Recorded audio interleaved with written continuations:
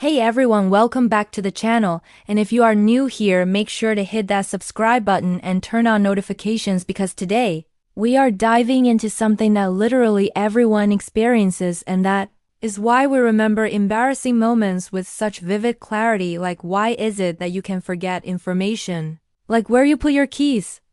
or what you were supposed to buy at the grocery store, but you can remember in excruciating detail that time you tripped in front of your entire class in 7th grade, or that awkward thing you said at a party 5 years ago. And these memories seem to pop up at the worst possible times, usually right when you are trying to fall asleep, and suddenly, your brain decides to replay every cringe-worthy moment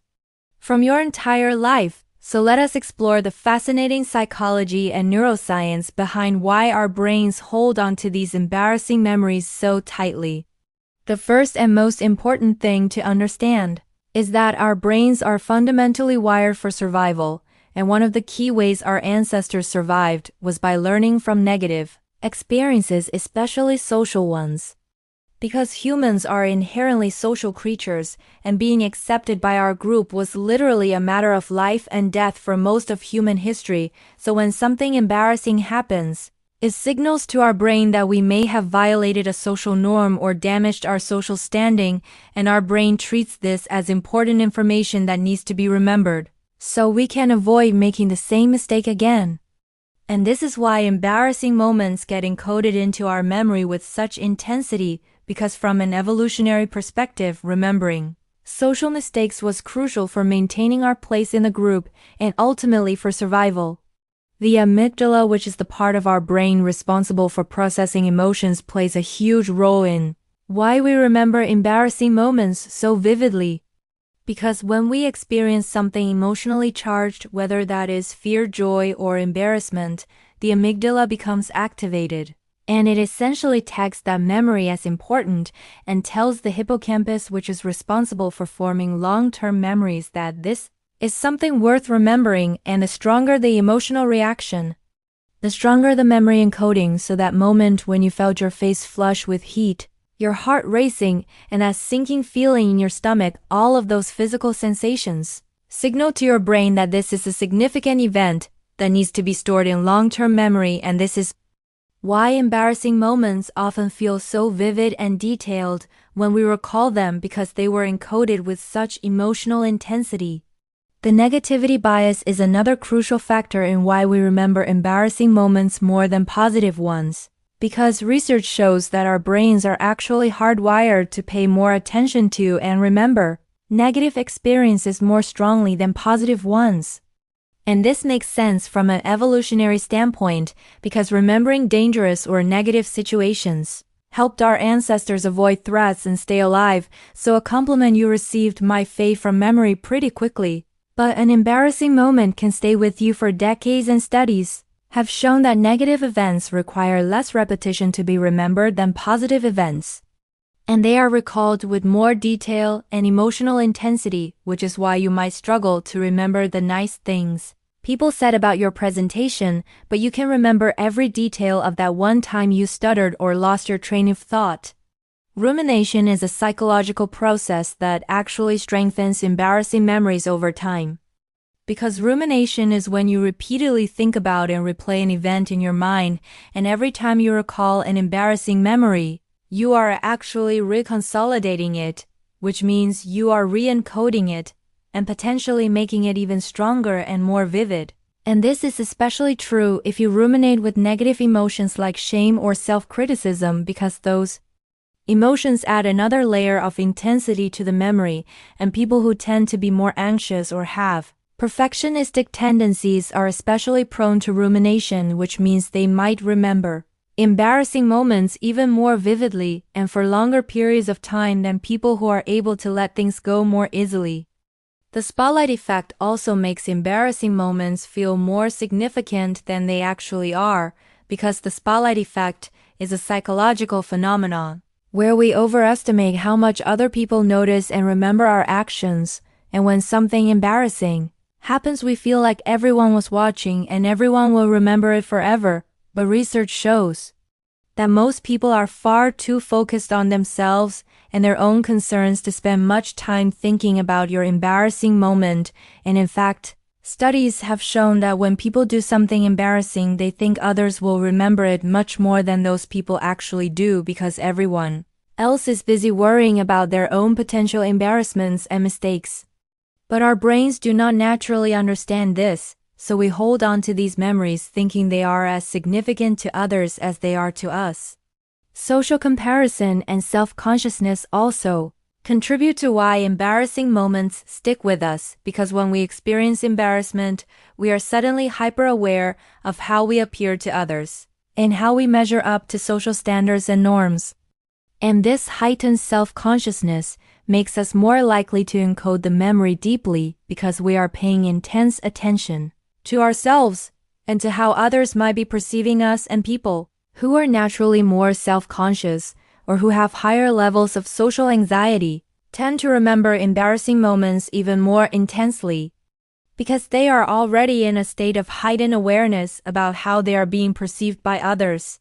The concept of self-relevance is important here because our brains prioritize information that is relevant to our sense of self and our identity, and embarrassing moments by their very nature are highly self-relevant because they often make us question our competence, our social skills,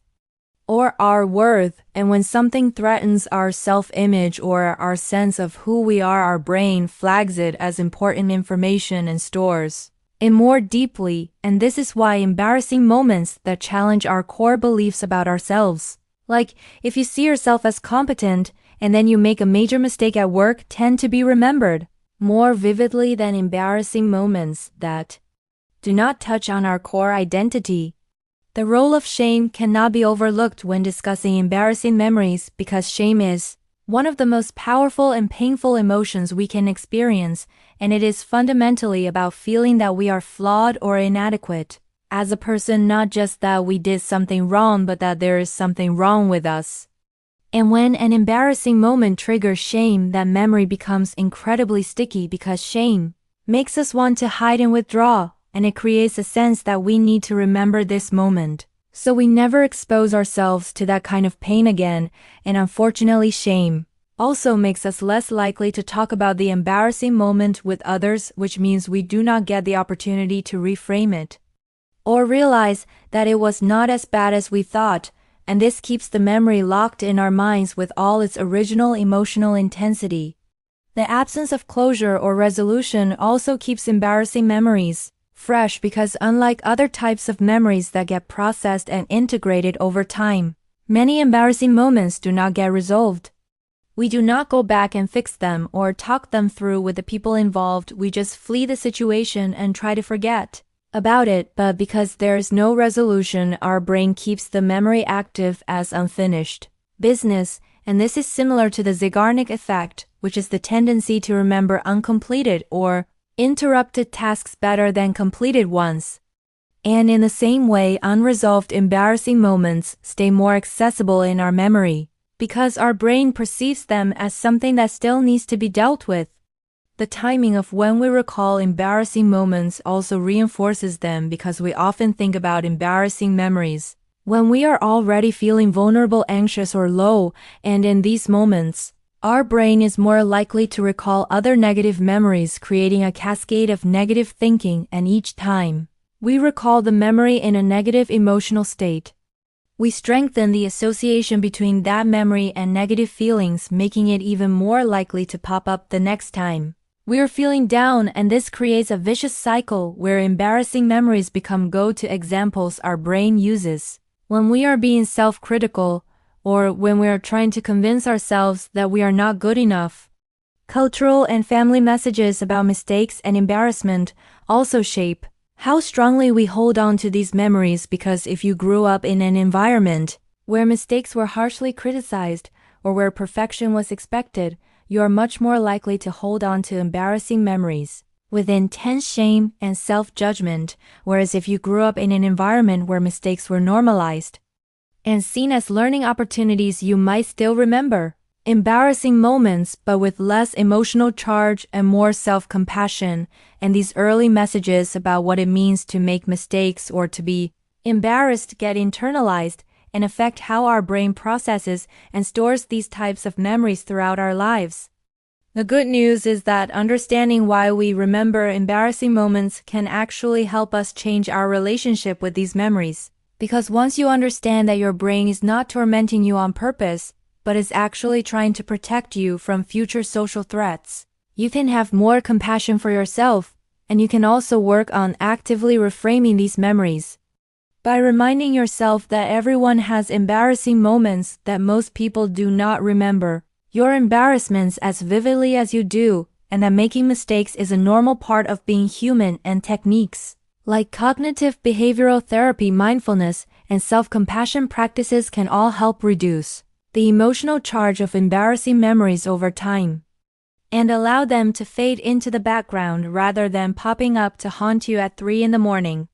So the bottom line is that remembering embarrassing moments is not a sign that there is something wrong with you. It is actually a sign that your brain is doing exactly what it evolved to do, which is help you navigate the complex social world by learning from experiences that threatened your social standing. And while it can be uncomfortable and even painful to have these memories pop up, understanding the mechanisms behind them can help you be more compassionate with yourself and develop strategies to reduce their emotional impact over time. And remember that literally everyone has a collection of embarrassing memories that keep them up at night. You're not alone in this, and those moments do not define who you are. They are just part of the beautifully messy experience of being human. So there you have it, the real reasons why we remember embarrassing moments with such clarity and intensity. And I hope this video has given you some insight into your own brain and maybe even some relief knowing that this is a completely normal human experience and not a personal failing. So, if you found this helpful, please give it a thumbs up, subscribe to the channel for more psychology and neuroscience content, and let me know in the comments what your most persistent embarrassing memory is. Because I promise you are not alone, and sharing these experiences can actually help reduce the shame and power they hold over us. And remember to be kind to yourself, forgive yourself for being human, and know that those embarrassing moments are just your brain trying to help you, even if it does not always feel that way. So until next time, take care of yourselves, practice self-compassion, and I will see you in the next video. Bye everyone.